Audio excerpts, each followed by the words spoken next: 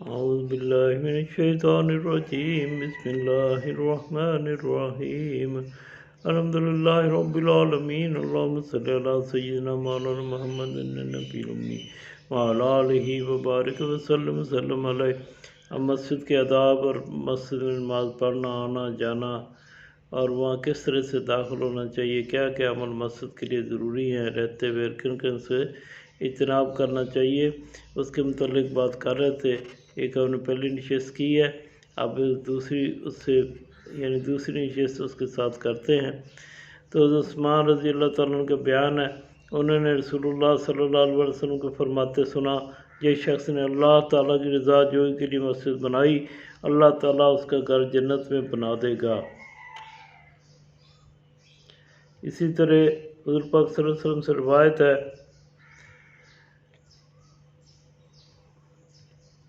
کہ حضرت ابو ہریرہ رضی اللہ تعالیٰ فرماتے ہیں کہ آپ صلی اللہ علیہ وسلم فرمایا، شہروں کی پسندیدہ ترین جگہ مساجد ہیں، ناپسندیدہ ترین جگہ بازار ہیں.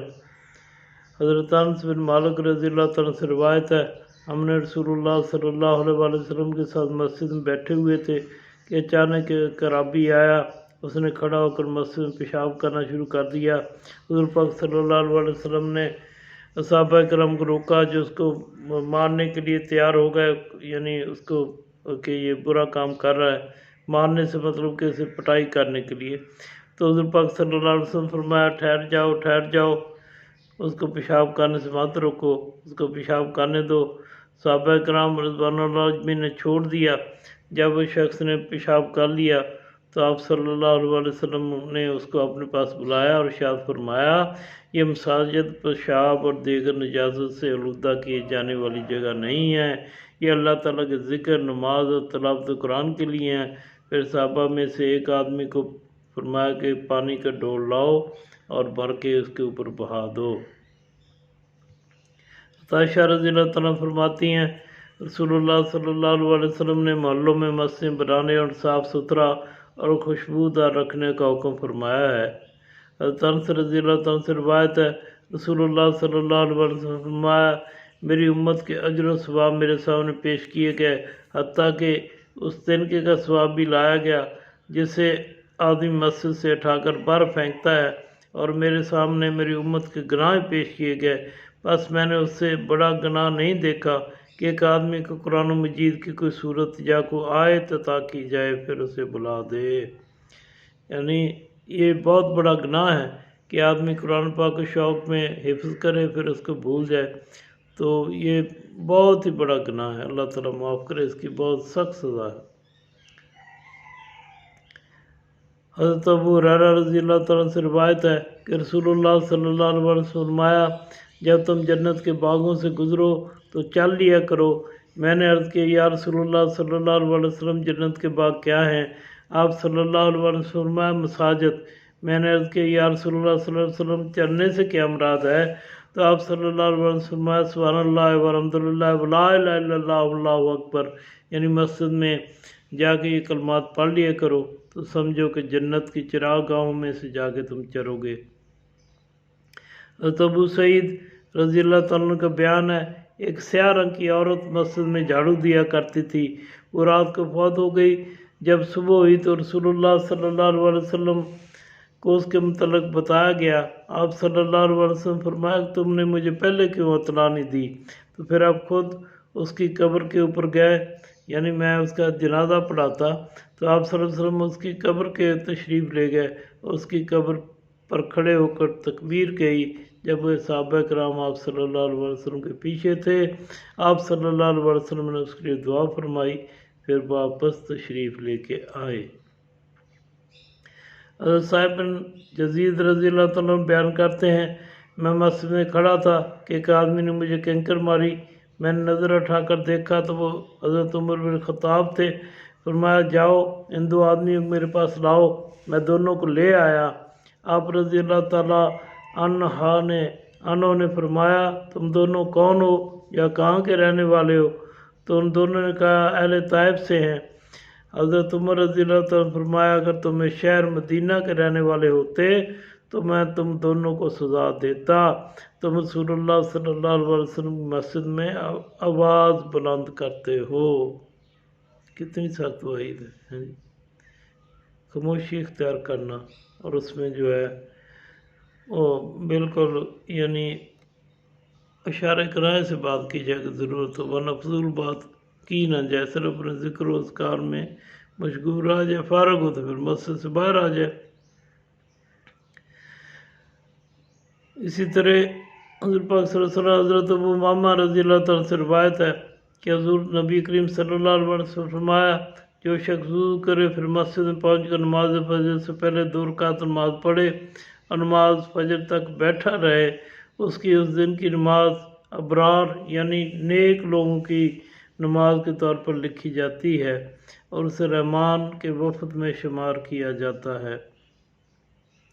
حضرت ابو موسیٰ رضی اللہ تعالیٰ سے روایت ہے، حضور پاک صلی اللہ علیہ وسلم فرمایا، تم لوگوں میں نماز کے اجر و ثواب کے اعتبار سے سب سے بڑھ کر اجر والا وہ شخص ہے جو زیادہ دور سے چل کر آتا ہے، پھر وہ جو ان کی نسبت زیادہ دور سے چل کر آتا ہے، اور وہ شخص جو مسجد میں بیٹھ کر نماز کا انتظار کرتا رہتا ہے یہاں تک کہ امام کے ساتھ نماز پڑھتا ہے۔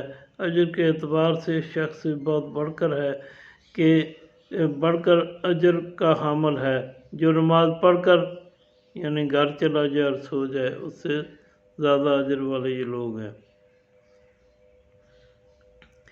حضرت عبداللہ بن مسعود رضی اللہ تعالیٰ عنہ نے فرمایا، جو کل حالت اسلام میں اللہ تعالیٰ سے ملاقات کا شوق رکھتا ہے اسے چاہیے کہ تمام فرض نمازوں کو وہاں ادا کرے جہاں ان کی اذان دی جاتی ہے، اور صلی اللہ تعالیٰ نے تمہارے نبی کریم صلی اللہ علیہ وسلم کے لیے سنن خدا کو مشروط قرار دیا ہے، اور یہ یعنی فرض نمازوں کو باجماعت پڑھنا سنن خدا یعنی سنن موقدہ میں سے ہے۔ اگر کوئی تم نے گھروں میں نماز پڑھی جیسا کہ ایک تاریک جماعت میں پڑھتا ہے، تارک جماعت پڑھتا ہے، تو تم نے اپنے نبی پاک صلی اللہ علیہ وسلم کی سنت کو چھوڑ دیا۔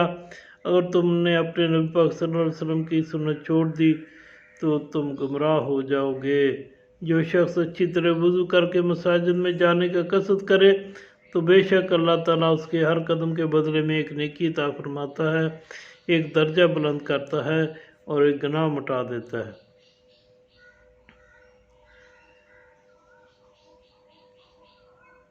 حضرت ابو ہریرہ رضی اللہ تعالیٰ عنہ بیان کرتے ہیں کہ رسول اللہ صلی اللہ علیہ وسلم نے فرمایا، کیا میں تم کو ایسی بات نہ بتاؤں جس کی وجہ سے اللہ تعالیٰ تمہارے گناہ مٹا دے اور جس سے تمہارے درجات بلند فرمائے؟ صحابہ کرام رضوان اللہ اجمعین نے عرض کیا، یا رسول اللہ صلی اللہ علیہ وسلم ضرور بتائیے۔ حضور پاک صلی اللہ علیہ وسلم فرمایا، تکلیف کے وقت اچھی طرح وضو کرنا اور زیادہ قدم چل کر مسجد کی طرف جانا اور ایک نماز کے بعد دوسری نماز کا انتظار کرنا، اور یہی تمہارے لیے رباط ہے یعنی عبادت کی بجا آوری کے لیے پابند رہنا ہے۔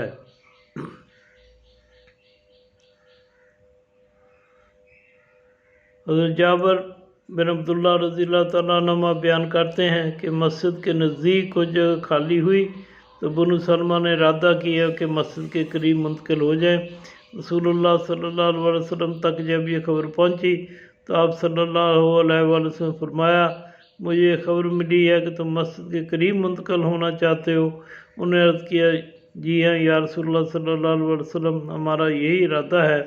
آپ صلی اللہ علیہ وسلم فرمایا، بنو سلمہ اپنے گھروں میں رہو، تمہارے قدموں کے نشان لکھے جاتے ہیں۔ پھر فرمایا، اپنے گھروں میں رہو، تمہارے قدموں کے نشان لکھے جاتے ہیں۔ حضرت ابی بن کعب رضی اللہ تعالیٰ بیان کرتے ہیں کہ ایک آدمی تھا، میرا نہیں خیال کہ کوئی آدمی اس سے زیادہ مسجد دور رہائش پذیر ہو، لیکن اس کی نماز کبھی قضا نہیں ہوتی تھی۔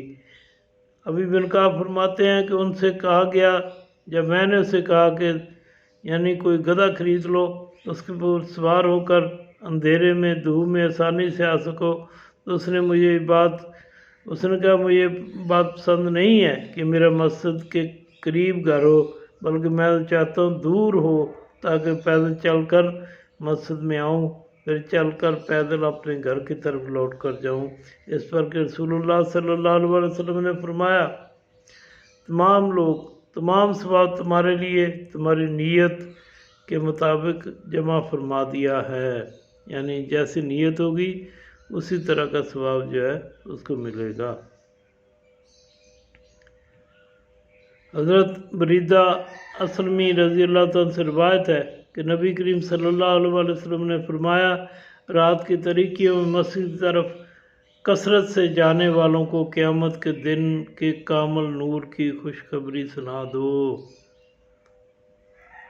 हज़रत अबू हुरैरा रज़ी अल्लाह तआला का बयान है कि रसूलुल्लाह सल्लल्लाहु अलैहि वसल्लम फरमाया, तरीकियों में मसाजिद जाने वाले ही अल्लाह की रहमत में गोताज़न होते हैं। अबू उमामा रज़ी अल्लाह तआला से रिवायत है कि रसूल पाक सल्लल्लाहु अलैहि वसल्लम फरमाया, अंधेरे में मस्जिद की तरफ जाने वालों को क़यामत के दिन नूर के मंबरों की खुशखबरी सुना दो, जब तमाम लोग घबराहट में होंगे लेकिन उन्हें कोई घबराहट नहीं होगी।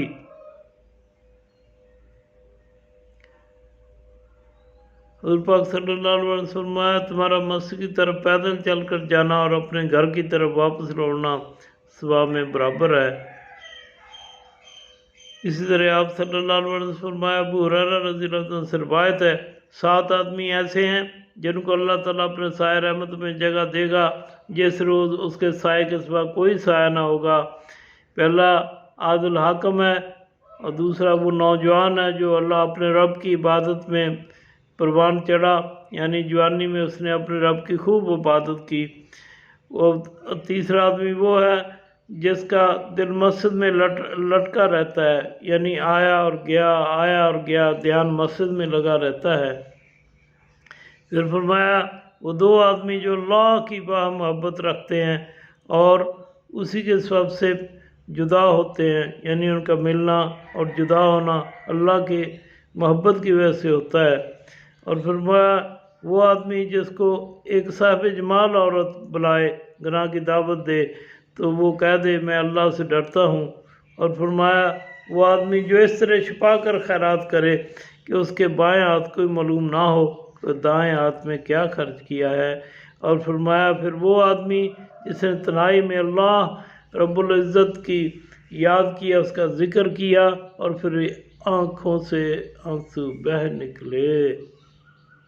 सुभान अल्लाह। जाबिर बिन समरा रज़ी अल्लाह तआला से रिवायत है, नबी पाक सल्लल्लाहु अलैहि वसल्लम सुबह की नमाज़ पढ़ने के बाद अपने मसल्ले पर बैठे रहते हैं यहाँ तक कि सूरज अच्छी तरह निकल आता, और जब सूरज निकल आता फिर 2 रकात नमाज़ पढ़ना जो है ये भी फजीलत वाली बात है।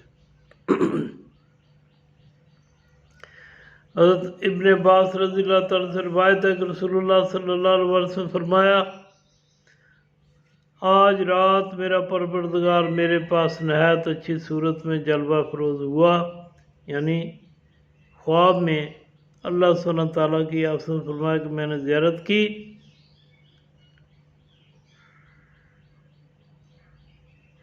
और दूसरी हदीस पाक में ऐसे है कि मुआज़ बिन जबल रज़ी अल्लाह अन्हु फरमाते हैं, एक दिन नमाज फजर के वक़्त रसूलुल्लाह सल्लल्लाहु अलैहि वसल्लम को हमारे पास तशरीफ़ लाने में ताख़ीर हो गई, यहाँ तक कि करीब था हम सूरज देख लेते। इतने में आप सल्लल्लाहु अलैहि वसल्लम जल्दी तशरीफ़ लाए, नमाज के लिए तकबीर कही और आप सल्लल्लाहु अलैहि वसल्लम ने इख्तिसार के साथ नमाज पढ़ी।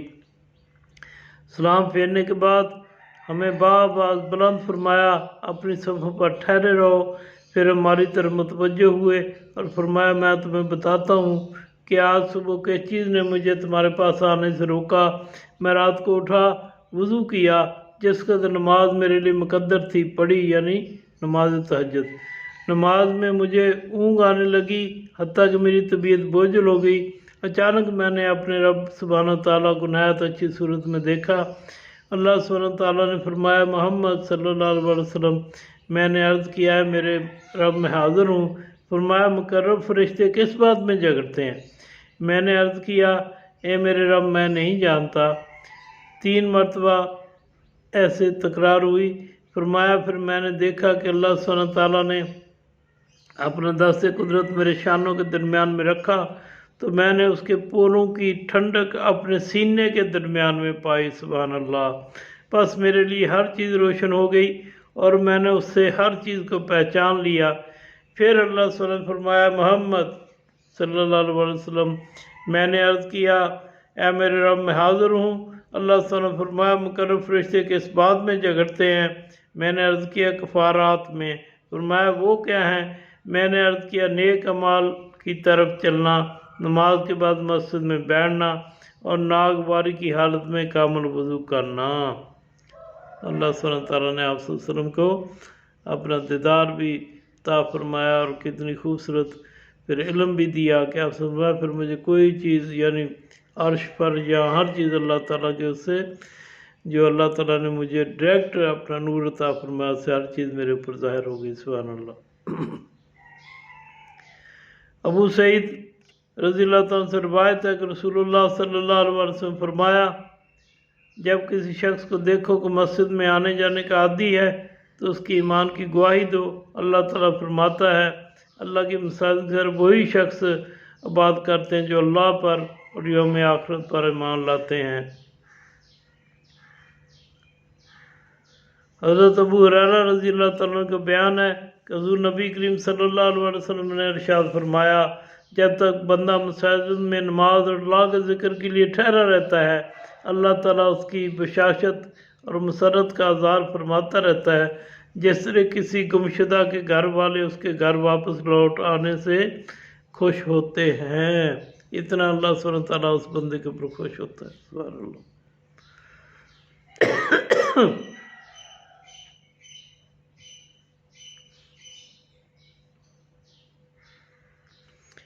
ابو درداء رضی اللہ تعالیٰ عنہ کا بیان ہے کہ انہوں نے رسول اللہ صلی اللہ علیہ وسلم کو فرماتے سنا مسجد ہر متقی کا گھر ہے اور مساجد جس شخص کے گھر ہوں اللہ رب العزت نے اس کو راحت رحمت اور پولیس صراط سے سلامتی کے ساتھ گزرنے کی ضمانت دی ہے۔ ابو سعید رضی اللہ تعالیٰ فرماتے ہیں کہ رسول اللہ صلی اللہ علیہ وسلم فرمایا جس نے مسجد کو پسند کیا اللہ سبحانہ تعالیٰ نے اس کو پسند کیا۔ اسی طرح حضرت ابو امامہ رضی اللہ تعالیٰ عنہ سے روایت ہے رسول اللہ صلی اللہ علیہ وسلم نے فرمایا جو شخص صبح کے وقت مسجد میں کوئی نیکی کی بات سیکھنے یا معلوم کرنے کے لیے گیا ہو تو اسے کامل عمرہ کرنے والے کا ثواب عطا ہوگا، اور جو شخص شام کے وقت اسی مسجد کے لیے گیا ہو تو اسے کامل حج کرنے کا ثواب عطا ہوگا۔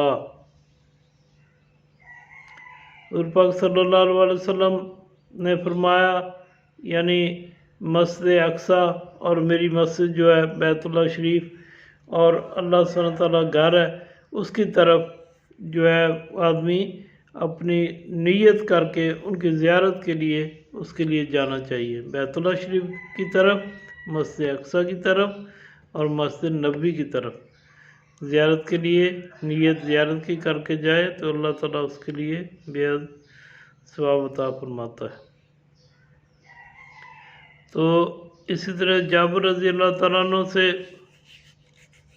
بھی روایت ہے جس میں مسجد میں آپ صلی اللہ علیہ وسلم کے پڑھنے کے لیے اس میں تو 1000 نمازوں سے افضل لکھا ہوا ہے، اور دوسری جو ہے آپ صلی اللہ علیہ وسلم کی حدیث مبارکہ اس میں 50 لاکھ کا بھی ہے یعنی 50,000 کا بھی ہے، اور میں نے امام مالک کا دوسرے بیان میں ان کا جو ہے ان کا فتویٰ بھی ہے، انہوں نے فرمایا کہ حضور پاک صلی اللہ علیہ وسلم نے اللہ صلی اللہ تعالیٰ سے عرض کی کہ یا اللہ تو نے اپنے خلیل کے لیے بیت اللہ کو اس کے لیے مخصوص فرمایا تو میرے لیے تو مدینے کو بنا دے، اور جو تیری رحمت برکتیں بیت اللہ شریف کے اوپر ہیں اس سے دگنی یہاں پہ مدینے میں فرما دے۔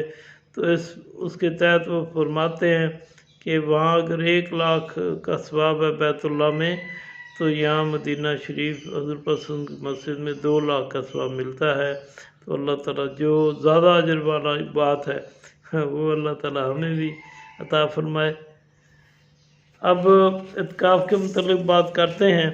فرمایا کہ 1 دن کا جو اعتکاف کرتا ہے آدمی مسجد میں اس کے لیے اللہ سبحانہ تعالیٰ جہنم کے درمیان 3 خندقوں کا فاصلہ فرما دیتے ہیں، اور 1 خندق کا فاصلہ دوسرے खंदक यानी जो खंदक का फासला है उस आदमी से जहन्नम के दरमियान जो एक खंदक का फासला होगा तो वो इतना है जैसे मशरक़ व मगरब, जैसे भी ज़्यादा, यानी 3 खंदकें होंगी तो कितना बड़ा उसके वो जहन्नम से दूर चला जाएगा एक दिन का इत्काफ करने वाला।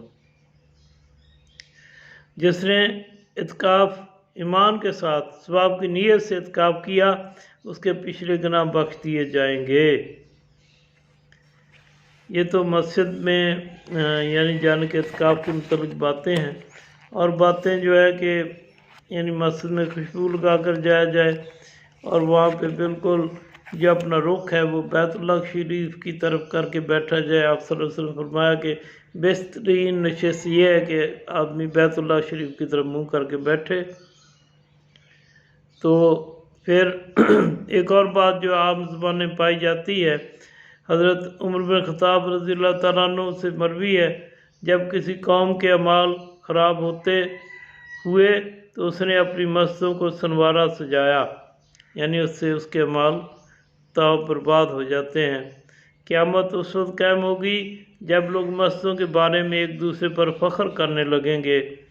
हज़रत अब्दुल्लाह बिन अब्बास रज़ियल्लाहु तआला अन्हु कहते हैं, आप सल्लल्लाहु अलैहि वसल्लम फरमाया, मेरा ख्याल है कि तुम लोग मेरे बाद मस्जिदों को वैसे ही बुलंद और आलीशान बनाओगे जिस तरह यहूद ने अपने गिरजाओं को बुलंद किया और नसारा ने अपने कलीसाओं को बुलंद किया।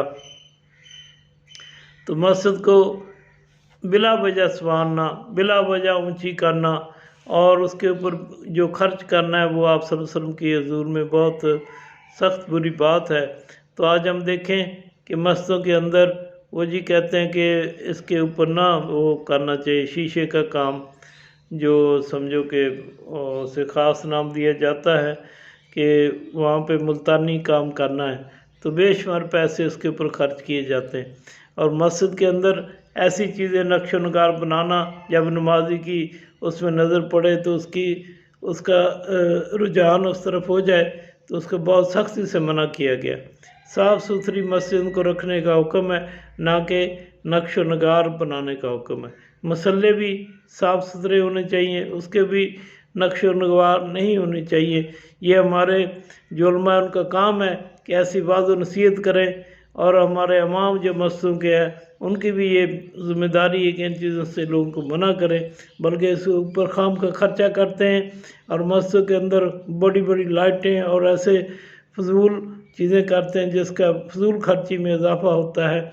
इसी तरह हम देखते हैं कि एक आदमी नमाज़ पढ़ता है, पढ़ के चला जाता है, मस्जिद के पंखे चलते ही रहते हैं, उसे परवाह ही नहीं है कि उसको उसने बंद करना है। ऐसे भी लोग करते हैं कि नमाज़ पढ़ी उधर फिर सो जाते हैं, तो गोया एक तरफ सवाब किया दूसरी तरफ गुनाह किया।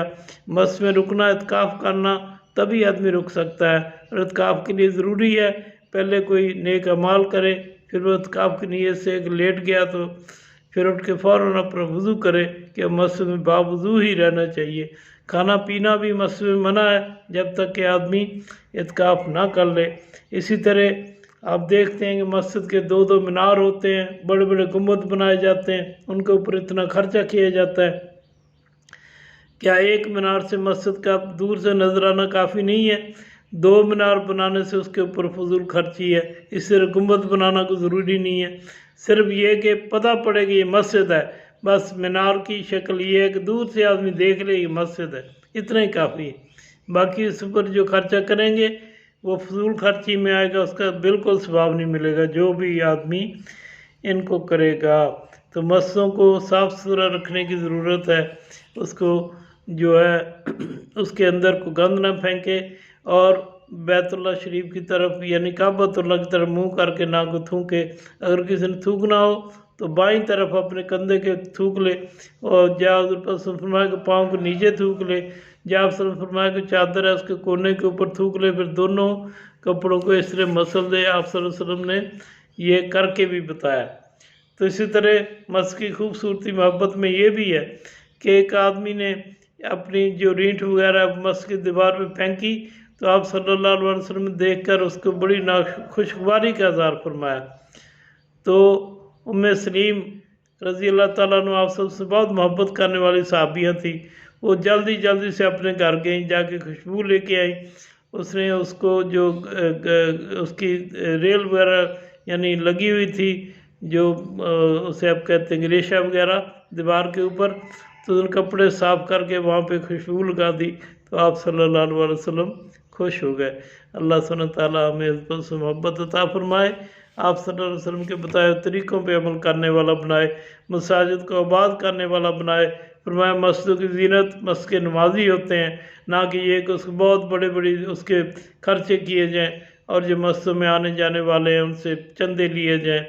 और मस्जिद बनाना, जिसने मस्जिद बनाई अल्लाह सुब्हानहू तआला उसके लिए उस तरह का घर जन्नत में बना देता है। ख्वाह वो एक आदमी मिल के बनाए, चाहे 1000 बंदे मिल के बनाए, अल्लाह सुब्हानहू तआला के हुजूर में कोई कमी नहीं है। वो सबको माशाल्लाह अल्लाह ताला जन्नत में मस्जिद की नुमा का महल बना के देगा। अल्लाह ताला इसको अपने ज़िम्मे लेता है। हमें हुज़ूर पाक सल्लल्लाहु अलैहि वसल्लम की तरीके पर अमल करना चाहिए और उसी के ऊपर यानी आपसे मोहब्बत के बताए हुए तरीक़ों के ऊपर ज़िंदगी और उसके ऊपर हमारा ख़ात्मा हो। अल्लाह सुब्हानहू तआला कहने वाले सुनने वाले को अजर अता फरमाए। अगर मेरे दोस्त ये मेरा बयान अच्छा लगा हो तो इसको सब्सक्राइब ज़रूर करें और सवाब की नीयत से अपने दूसरे दोस्तों तक भी पहुँचाएँ। वमा अलैना इल्लल बलाग। अस्सलामु अलैकुम रहमतुल्लाहि व बरकातुहू।